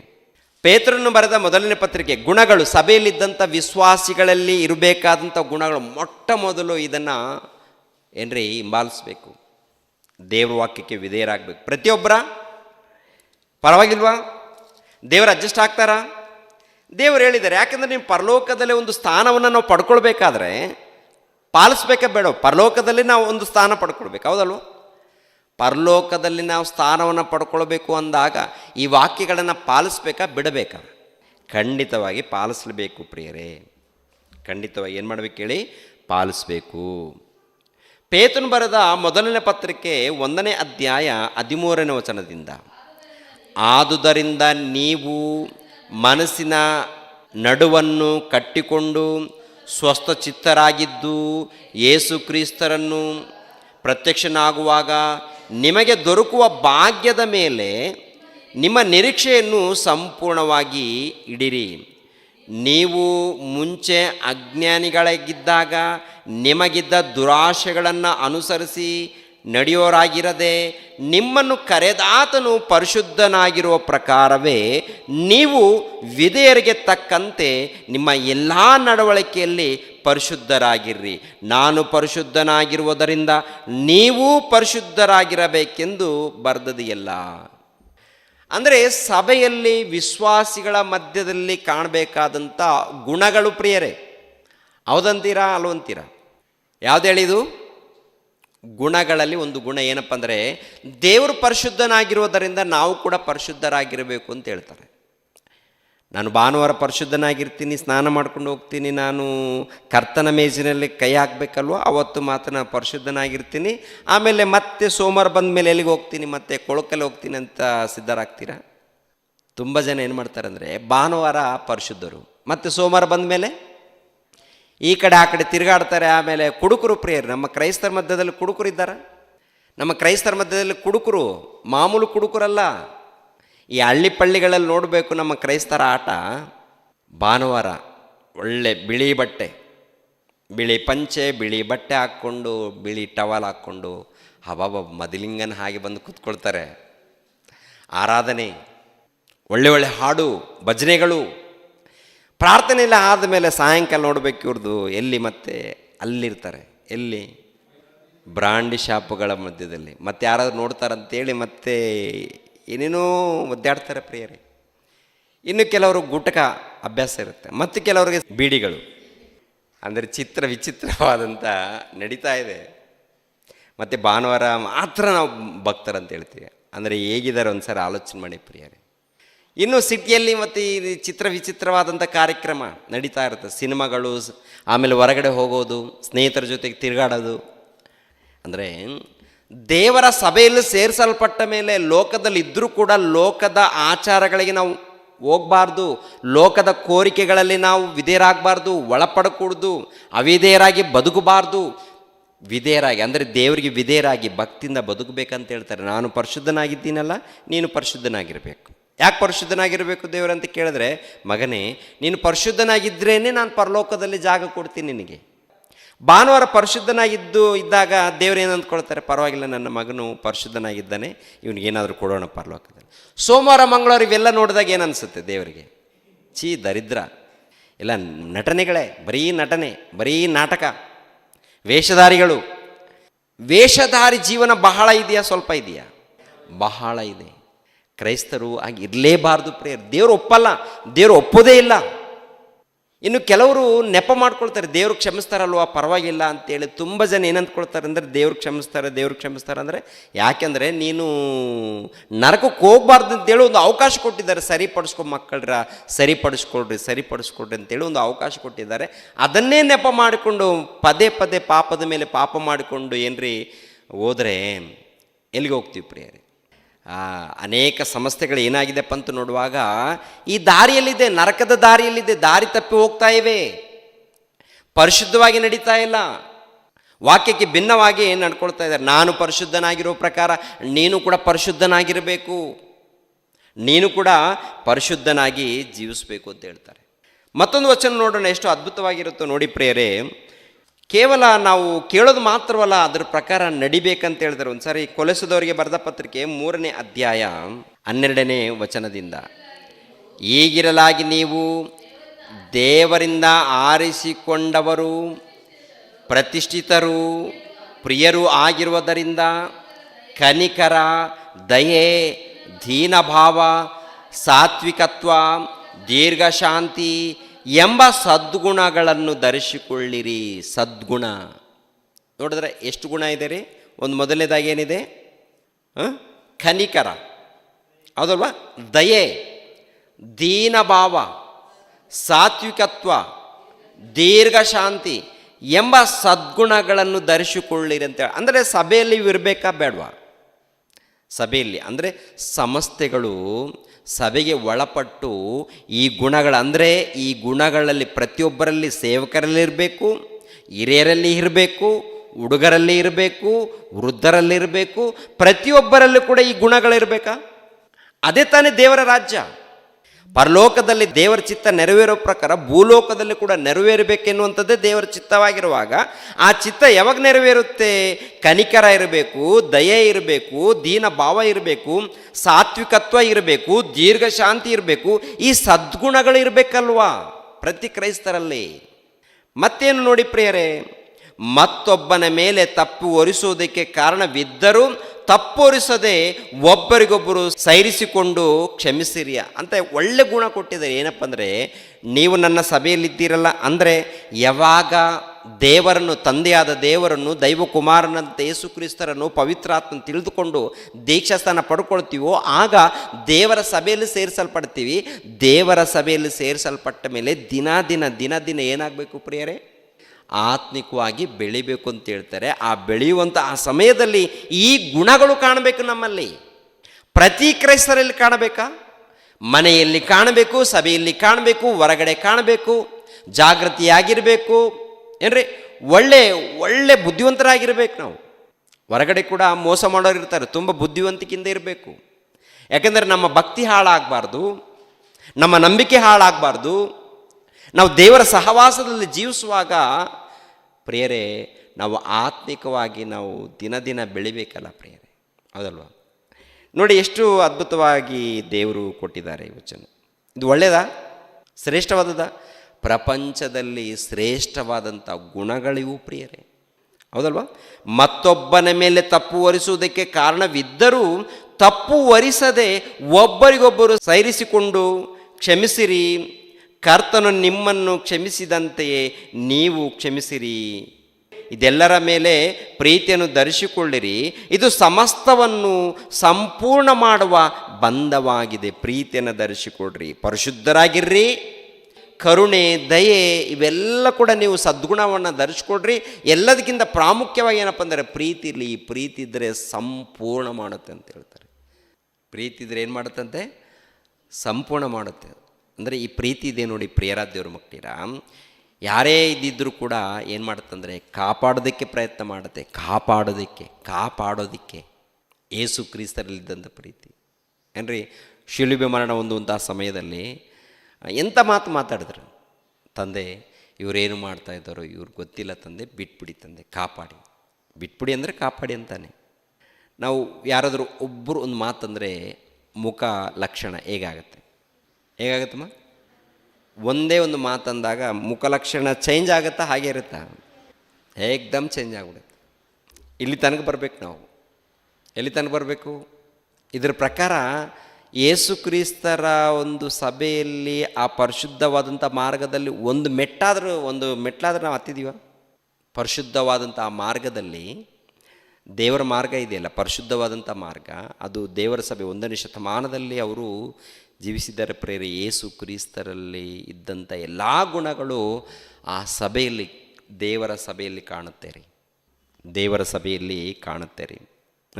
ಪ್ರೀತಿಯನ್ನು ಧರಿಸಿಕೊಳ್ಳಿರಿ, ಅದು ಸಮಸ್ತವನ್ನು ಸಂಪೂರ್ಣ ಮಾಡುವ ಬಂಧವಾಗಿದೆ. ಕ್ರಿಸ್ತನಿಂದಾದ ಸಮಾಧಾನವು ನಿಮ್ಮ ಹೃದಯಗಳಲ್ಲಿ ಯಜಮಾನಂತಿದ್ದು ತೀರ್ಪು ಹೇಳಲಿ. ನೀವು ಒಂದೇ ದೇಹಕ್ಕೆ ಸೇರಿದವರಾದ್ದರಿಂದ ಸಮಾಧಾನದಿಂದಿರುವುದಕ್ಕಾಗಿ ಕರೆಯಲ್ಪಟ್ಟಿರಿ. ಇದಲ್ಲದೆ ಕೃತಜ್ಞತೆಯುಳ್ಳವರಾಗಿರ್ರಿ. ಕ್ರಿಸ್ತನ ವಾಕ್ಯವು ನಿಮ್ಮಲ್ಲಿ ಸಮೃದ್ಧಿಯಾಗಿ ವಾಸಿಸಲಿ. ಸಕಲ ಜ್ಞಾನದಿಂದ ಕೂಡಿದವರಾಗಿರ್ರಿ. ಒಬ್ಬರಿಗೊಬ್ಬರು ಉಪದೇಶ ಮಾಡಿಕೊಳ್ಳಿರಿ, ಬುದ್ಧಿ ಹೇಳಿಕೊಳ್ಳಿರಿ. ಕರ್ತನ ಕೃಪೆಯನ್ನು ನೆನೆಸಿಕೊಳ್ಳುವವರಾಗಿ ಕೀರ್ತನೆಗಳಿಂದಲೂ ಸಂಗೀತದಿಂದಲೂ ಆತ್ಮ ಸಂಬಂಧವಾದ ಹಾಡುಗಳಿಂದಲೂ ನಿಮ್ಮ ಹೃದಯಗಳಲ್ಲಿ ದೇವರಿಗೆ ಗಾನ ಮಾಡಿರಿ. ನೀವು ನುಡಿಯಿಂದಾಗಲಿ ನಡೆಯಿಂದಾಗಲಿ ಏನು ಮಾಡಿದರೂ ಅದೆಲ್ಲವನ್ನು ಕರ್ತನಾದ ಯೇಸುವಿನ ಹೆಸರಿನಲ್ಲಿಯೇ ಮಾಡಿರಿ. ಆತನ ಮೂಲಕ ತಂದೆಯಾದ ದೇವರಿಗೆ ಕೃತಜ್ಞತಾ ಸ್ತುತಿಯನ್ನು ಸಲ್ಲಿಸಿರಿ ಅಂತ ಹೇಳ್ತಾರೆ. ಅಂದರೆ ಮೊಟ್ಟ ಮೊದಲು ಪ್ರಿಯರಾದ ದೇವರ ಮಕ್ಕಳಿರ, ಭಕ್ತಿ ಅನ್ನೋದು, ಪರಿಶುದ್ಧತೆ ಅನ್ನೋದು, ಪ್ರೀತಿ ಅನ್ನುವಂಥದ್ದು, ಅದರಲ್ಲಿ ಕನಿಕರ ಎಲ್ಲ ಇರುತ್ತೆ ಪ್ರಿಯರೇ. ಅವೆಲ್ಲವನ್ನು ಕೂಡ ನಾವು ಪ್ರತಿನಿತ್ಯ ಏನ್ರಿ ಬೆಳಿಬೇಕಲ್ಲ ಪ್ರಿಯರೇ. ತುಂಬ ಜನ ಏನಪ್ಪ ಅಂದರೆ ಇವೆಲ್ಲ ಬಿಟ್ಟಿದ್ದಾರೆ, ಇವೆಲ್ಲ ಕಾರ್ಯಕ್ರಮ ಬಿಟ್ಟಿದ್ದಾರೆ. ಯಾವುದು ಇಟ್ಕೊಂಡಿದ್ದಾರೆ ಹೇಳಿ? ನಮ್ಮ ಸಂಸ್ಥೆಗಳು. ಇಲ್ಲಿಂದನೇ ಸ್ವರ್ಗ, ಇಲ್ಲಿ ಸೇರಿಕೊಂಡ್ರೆ ನಿಮಗೆ ಸ್ವರ್ಗ. ಇಲ್ಲಿ ಅಂದರೆ ಈ ಸಂಸ್ಥೆಗಳಲ್ಲಿ ಸೇರಿಕೊಂಡ್ರೆ ಸ್ವರ್ಗ ಇದೆಯಾ? ಯೇಸು ಕ್ರಿಸ್ತರಲ್ಲಿ ಸೇರಿಕೊಂಡ್ರೆ ಸ್ವರ್ಗ ಇದೆಯಾ? ಈ ಸಂಸ್ಥೆನೇ ಪರಲೋಕಕ್ಕೆ ಕರ್ಕೊಂಡು ಹೋಗುತ್ತಾ? ಯೇಸು ಕ್ರಿಸ್ತರ ಸಭೆ ಕರ್ಕೊಂಡು ಹೋಗುತ್ತಾ? ಸಂಸ್ಥೆಗಳು ಮನುಷ್ಯರ ಮೂಲಕ ಸ್ಥಾಪನೆಯಾಗಿದೆಯಲ್ಲ, ಇದು ಇರಲಿ. ಯಾರಿಗೆ ಒಳಪಡಬೇಕು ಈ ಸಂಸ್ಥೆಯಪ್ಪ ಅಂದರೆ ಯೇಸು ಕ್ರಿಸ್ತರಿಗೆ ಒಳಪಟ್ಟು ಕೆಲಸ ಮಾಡಬೇಕು. ಯೇಸು ಕ್ರಿಸ್ತರಿಗೆ ಒಳಪಟ್ಟಿದ್ದಾರೆ ಅಂದರೆ ಈ ಗುಣಗಳಿರಬೇಕು. ಒಳಪಟ್ಟಿದ್ದಾರೆ, ಈ ಸಂಸ್ಥೆಗಳು ಒಳಪಟ್ಟಿದ್ದಾರೆ ಅನ್ನೋದಕ್ಕೆ ಗುಣಗಳು ರುಜುವಾಗಿ ತೋರಿಸ್ಬೇಕಲ್ಲ. ಇದೆಯಾ ಸಂಸ್ಥೆಗಳಲ್ಲಿ? ಅಂದರೆ ಯೇಸು ಕ್ರಿಸ್ತರಿಗೆ ಒಳಪಟ್ಟು ಯೇಸು ಕ್ರಿಸ್ತರಲ್ಲಿದ್ದಂಥ ಗುಣಗಳು ಇಲ್ಲಿದ್ದರೇ ಆ ಸಂಸ್ಥೆಗಳು ದೇವರಿಗೆ ಒಳಪಟ್ರೇನೆ, ಯೇಸು ಕ್ರಿಸ್ತರಿಗೆ ಒಳಪಟ್ಟು ವಿಧೇಯರಾಗಿ ಭಕ್ತಿಯಿಂದ ನಡ್ಕೊಂಡ್ರೇನೆ ಪರಲೋಕಕ್ಕೆ ಹೋಗ್ತಾರೆ. ಹೊರಗಡೆ ಏನಾದರೂ ಇಟ್ಕೊಳ್ಳಿ, ಹೌದಂತೀರ ಅಲ್ವಂತೀರ. ಆದರೆ ಸಭೆ, ಇದು ಯೇಸು ಕ್ರಿಸ್ತರ ಸಭೆನೇ ಕರೆಯಲ್ಪಡಬೇಕು. ನಾವು ಯೇಸು ಕ್ರಿಸ್ತನ ಸಭೆಯವರು. ಸಮಾಜದಲ್ಲಿ ರಿಜಿಸ್ಟ್ರೇಷನ್ ಮಾಡ್ಕೊಳ್ಳೋದಕ್ಕೆ ಒಂದು ಹೆಸರು ಇಟ್ಕೊಳ್ತಾರೆ, ಅಂದರೆ ದೇವರಿಗೆ ಅನುಬಂಧವಾಗಿರಬೇಕು. ಅದರ ಹೆಸರೇನು ಇರುತ್ತೆ ಪ್ರಿಯರೇ. ಬೈಬಲಲ್ಲಿ ಕೆಲವು ವಚನಗಳು ಇಟ್ಕೊಂಡಿರ್ತಾರೆ. ಆದರೆ ಕಾರ್ಯಕ್ರಮಗಳೆಲ್ಲ ಕೂಡ ಮನುಷ್ಯರು ನೇಮಿಸಿರುವಂಥ ಕಾರ್ಯಕ್ರಮಗಳಿರುತ್ತೆ. ಮನುಷ್ಯರು ನೇಮಿಸಿರುವಂಥ ಕಾರ್ಯಕ್ರಮಗಳನ್ನು ಆಚಾರ ಮಾಡಿಕೊಂಡು ಹೋದರೆ ಏನಾಗ್ತಾರಂತೆ? ಅವರು ನರ್ಕೋಕ್ಕೆ ಹೋಗ್ತಾರೆ. ಮೊದಲನೇದಾಗಿ ಈ ಸಂಸ್ಥೆಗಳನ್ನು ಸ್ಥಾಪನೆ ಮಾಡಿರುವಂಥ ಬೋಧಕರಿರ್ತಾರಲ್ಲ, ನಿಮಗೆ ಕಠಿಣವಾದ ತೀರ್ಪಾಗುತ್ತೆ ಅಂತ ಹೇಳ್ತಾರೆ. ನನ್ನ ಮಕ್ಕಳೆಂಬ ನನ್ನ ಸಭೆಯನ್ನು ನಿಮ್ಮ ಕೈಗೆ ಕೊಟ್ಟರೆ ನೀವೇನು ಮಾಡಿದ್ದೀರಾ? ನಿಮ್ಮ ಹೆಸರನ್ನು, ನಿಮ್ಮ ಸಂಸ್ಥೆಗಳನ್ನು ಅಭಿವೃದ್ಧಿ ಮಾಡೋದಕ್ಕೆ ಪ್ರಯತ್ನ ಮಾಡಿದ್ದಾರೆ ವಿನಃ ನನಗೋಸ್ಕರ ಏನು ಮಾಡಿದ್ದೀರಾ? ಹೌದಲ್ವ ಪ್ರಿಯ? ಕರೆಕ್ಟ್ ತಾನೆ? ನಿಮ್ಮ ಸಂಸ್ಥೆಗಳೆಂದರೆ ನಿಮ್ಮ ಹೆಸರುಗಳನ್ನು ನೀವು ಡೆವಲಪ್ ಮಾಡ್ಕೊಂಡಿದ್ದೀರಾ, ನಿಮ್ಮ ಆಸ್ತಿಯನ್ನು ನೀವು ಡೆವಲಪ್ ಮಾಡ್ಕೊಂಡಿದ್ದೀರಾ, ನಿಮ್ಮನ್ನು ನೀವು ಡೆವಲಪ್ ಮಾಡಿಕೊಳ್ಳೋದಕ್ಕೆ ನೀವು ಪ್ರಯತ್ನ ಮಾಡಿದ್ದೀರಾ ವಿನಃ ನನ್ನ ಸಭೆ ಅಭಿವೃದ್ಧಿಗೋಸ್ಕರ ಏನು ಮಾಡಿದ್ದೀರಾ?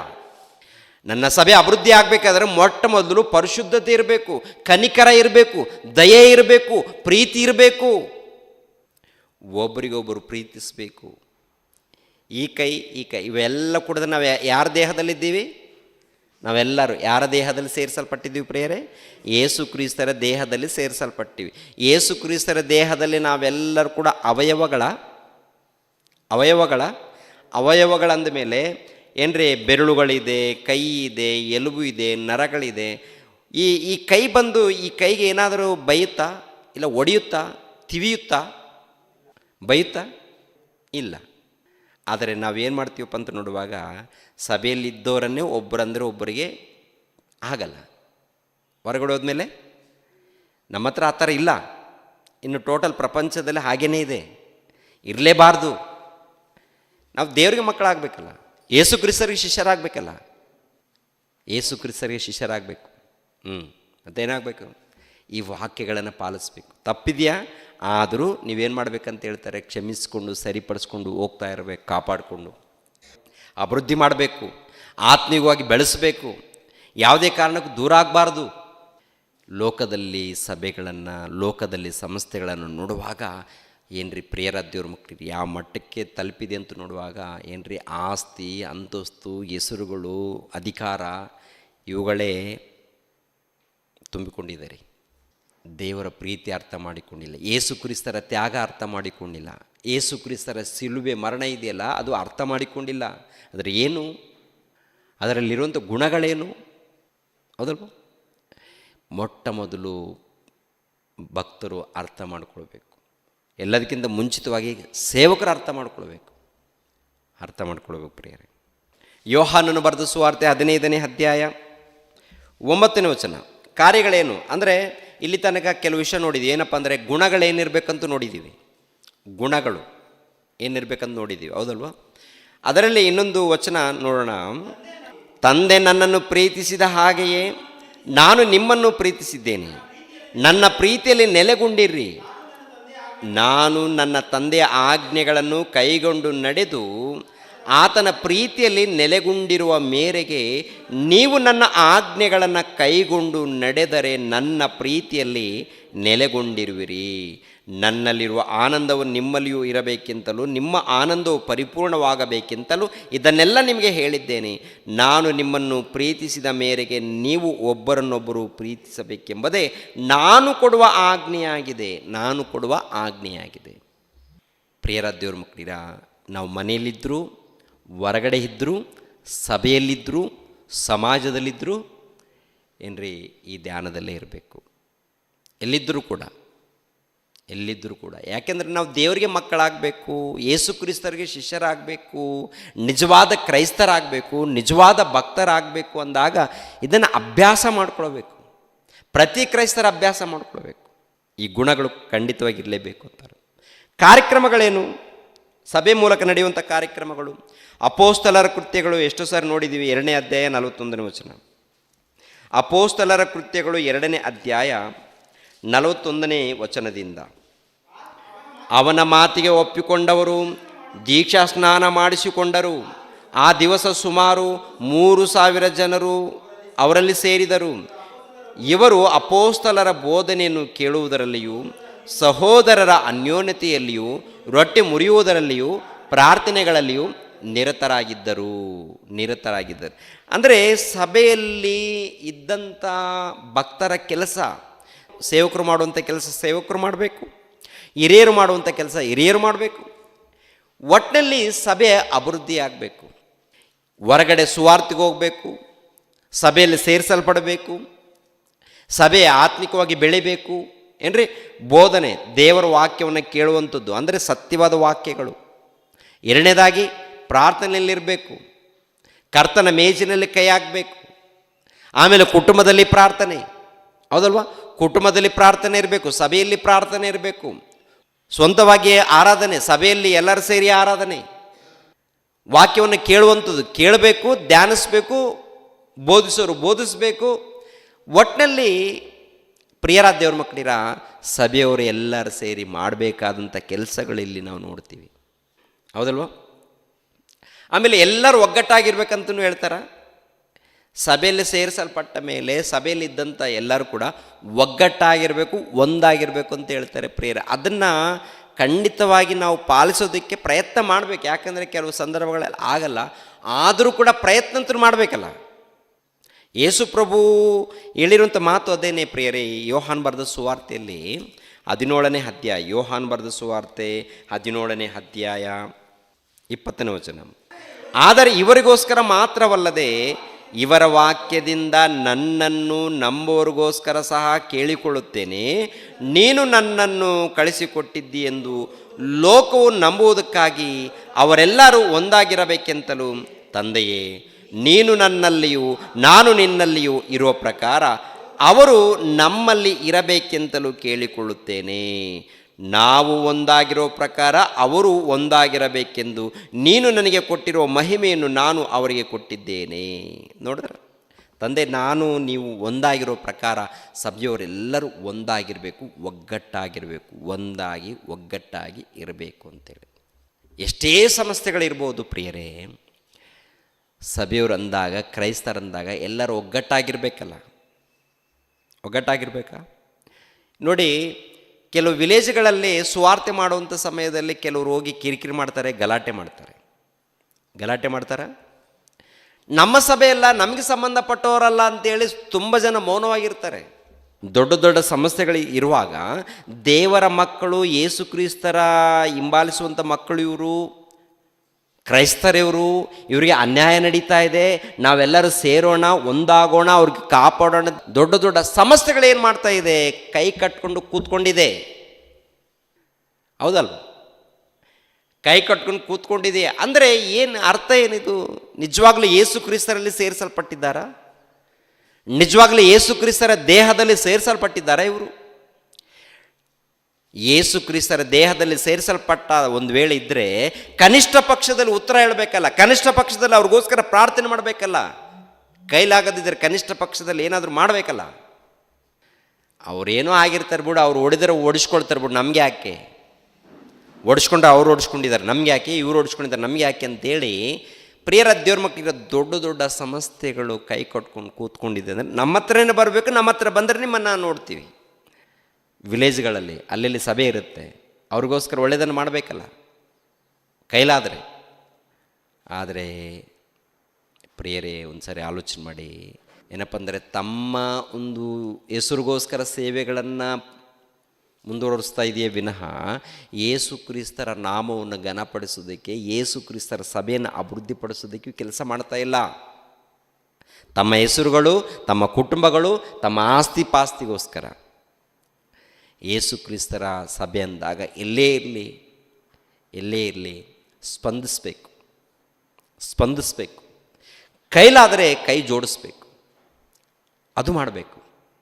ಆವಾಗ ಯೇಸು ಕ್ರಿಸ್ತರ ಸಭೆಗೆ ಒಳಪಟ್ಟು ಅದು ಕೆಲಸ ಮಾಡ್ತಿದೆ ಅಂತ ಅರ್ಥ. ಇಲ್ಲದೆ ಹೋದರೆ ಯೇಸು ಕ್ರಿಸ್ತರ ಸಭೆಗೆ ಸಂಬಂಧ ಇಲ್ಲದಂಥ ಸಂಸ್ಥೆಗಳು. ಯೇಸು ಕ್ರಿಸ್ತರ ಸಭೆಗೆ ಸಂಬಂಧ ಇರಬೇಕು, ಅನುಬಂಧ ಇರಬೇಕು. ಅನುಬಂಧ ವಾಕ್ಯಗಳಿಗೆ ಏನ್ರಿ ಒಳಪಟ್ಟು ಆ ಸಂಸ್ಥೆಗಳು ಕೆಲಸ ಮಾಡಬೇಕು. ನಮ್ಮದು ಸಂಸ್ಥೆ ಇದೆ, ಕ್ರೈಸ್ಟ್ ಚರ್ಚ್ ಗಾಸ್ಪಲ್ ಮಿನಿಸ್ಟ್ರೀಸ್. ಬೈಬಲಿಗೆ ಒಳಪಟ್ಟು, ಯೇಸು ಕ್ರಿಸ್ತನಿಗೆ ಒಳಪಟ್ಟು, ಕ್ರಿಸ್ತನಿಗೆ ಒಳಪಟ್ಟು, ಕ್ರಿಸ್ತನ ಸಭೆಗೆ ಒಳಪಟ್ಟು ಕೆಲಸ ಮಾಡುವಂಥ ಸಂಸ್ಥೆ ಅಭಿವೃದ್ಧಿಯಾಗಬೇಕು. ಪ್ರಿಯರಾದ ದೇವರ ಮಕ್ಕಳಿರ, ಸಂಸ್ಥೆಗಳಿಗೂ ಅಂದರೆ ಸಭೆಗೂ ಸಂಸ್ಥೆಗಳಿಗೂ ಇರುವ ವ್ಯತ್ಯಾಸವನ್ನು ಏನ್ರಿ ಕ್ಲುಪ್ತವಾಗಿ ತಿಳಿಸಿದ್ದೀನಿ. ಇನ್ನು ಹೆಚ್ಚಾಗಿ ನೀವು ಯೋಚನೆ ಮಾಡಿ, ಪರಿಶೋಧನೆ ಮಾಡಿ. ಒಟ್ಟಿನಲ್ಲಿ ನಾವೆಲ್ಲರೂ ದೇವರ ಮಕ್ಕಳು, ದೇವರ ಪ್ರಜೆಗಳು, ದೇವರ ಭಕ್ತರು, ದೇವರ ಸಭೆಯಾಗಿರುವಂಥ ನಾವು ಯೇಸು ಕ್ರಿಸ್ತರಿಗೆ ಒಳಪಡಬೇಕು. ಸಮಸ್ಯೆ ಯಾವುದೇ ಇರಲಿ, ಎಲ್ಲೇ ಇರಲಿ ಅಂದರೆ ಸಮಸ್ಯೆಗಳು ಕ್ರಿಸ್ತನಿಗೆ ಒಳಪಟ್ಟು ಕೆಲಸ ಮಾಡಬೇಕು. ಬೈಬಲ್ ಸಮಸ್ಯೆಗೋಸ್ಕರ ಅಲ್ಲ, ಯೇಸು ಕ್ರಿಸ್ತರು ಸಮಸ್ಯೆಗೋಸ್ಕರ ಅಲ್ಲ.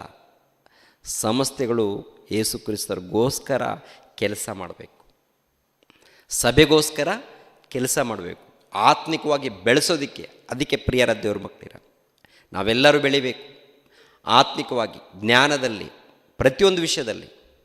ಲೋಕದ ಆಸ್ತಿ ಪಾಸ್ತಿ ವಿಷಯದಲ್ಲ, ಅದೆಲ್ಲ ಬಳಕೊಂಡು ಹೋಗುತ್ತೆ. ಇದೆಯಾ? ದೇವ್ರ ಸ್ತೋತ್ರ ಹೇಳಿ. ಇಲ್ಲಾಂದರೆ ಆಶಿಸಬೇಡಿ, ಇದ್ದದರಲ್ಲಿ ತೃಪ್ತಿ ಮಾಡಿ. ನನ್ನ ಸತ್ತೋದರೆ ನನಗೆ ಪರಲೋಕ ಸಿಗುತ್ತಾ ಸಿಗಲ್ವಾ ಅದನ್ನು ಕನ್ಫರ್ಮ್ ಮಾಡ್ಕೊಳ್ಳಿ ನಿಮ್ಮ ಹೃದಯದಲ್ಲಿ. ಅದು ಭಕ್ತಿಯಿಂದ ಸಾಧ್ಯ, ಭಕ್ತಿಯಿಂದ, ನಂಬಿಕೆಯಿಂದನೇ ಸಾಧ್ಯ. ದೇವರ ವಾಕ್ಯಕ್ಕೆ ಅನುಗುಣವಾಗಿ, ವಿಧೇಯರಾಗಿ, ಯಥಾರ್ಥವಾಗಿ ಬದುಕಿದ್ರೇ ಅದು ಸಾಧ್ಯವಾಗುತ್ತೆ ಪ್ರಿಯರೇ. ಆದ್ದರಿಂದ ನಿಮ್ಮ ಭಕ್ತಿ, ನಿಮ್ಮ ನಂಬಿಕೆ, ಜಾಗೃತಿ ಪ್ರಿಯರೇ. ದೇವರು ನಿಮ್ಮನ್ನು, ನನ್ನನ್ನು ಆಶೀರ್ವದಿಸಲಿ. ಯೇಸು ಪವಿತ್ರ ನಾಮದಲ್ಲಿ ಬೇಡಿ ಹೊಂದಿದೆಯಪ್ಪ ತಂದೆಯೇ, ಆಮೆನ್. ನಮ್ಮ ತಂದೆಯಾದ ದೇವರ ಪ್ರೀತಿಯು, ನಮ್ಮ ರಕ್ಷಕನಾದ ಯೇಸು ಕ್ರಿಸ್ತರ ಕೃಪೆಯು, ಪವಿತ್ರ ಆತ್ಮರ ಅನ್ಯೋನ್ಯ ಸಹವಾಸವು ಸದಾಕಾಲ ದೇವರ ಜೊತೆಯಾಗಿದ್ದು ನಡೆಸಲಿ. ಆಮೇನ್. ಆಮೇನ್. ಧನ್ಯವಾದಗಳು. ವಂದನೆಗಳು.